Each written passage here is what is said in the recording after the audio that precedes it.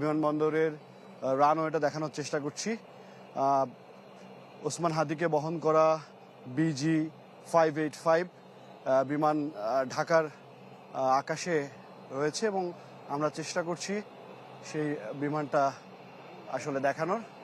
আপনারা দেখতে পাচ্ছেন যে ওসমান হাদিকে বহন করা যে বিমানটি, সেই বিমানটি এইমাত্র ল্যান্ড করছে। আপনারা দেখতে পাচ্ছেন দর্শক, ওসমান হাদিকে বহন করা, ওসমান হাদির লাশ বহন করা যে বিমানটি, এই বিমানটি মাত্র এয়ারপোর্টে বাংলাদেশ আন্তর্জাতিক বিমানবন্দরে ল্যান্ড করলো এবং আপনারা দেখতে পাচ্ছেন রানওয়েতে বিমানটি।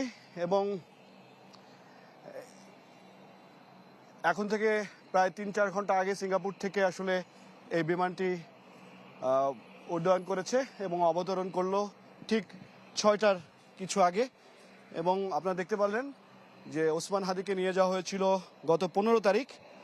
সেই 15 তারিখে তাকে সিঙ্গাপুরে নিয়ে যাওয়া হয়েছিল উন্নত চিকিৎসার জন্য এবং তারপরে কিন্তু আমরা দুবার দেখেছি।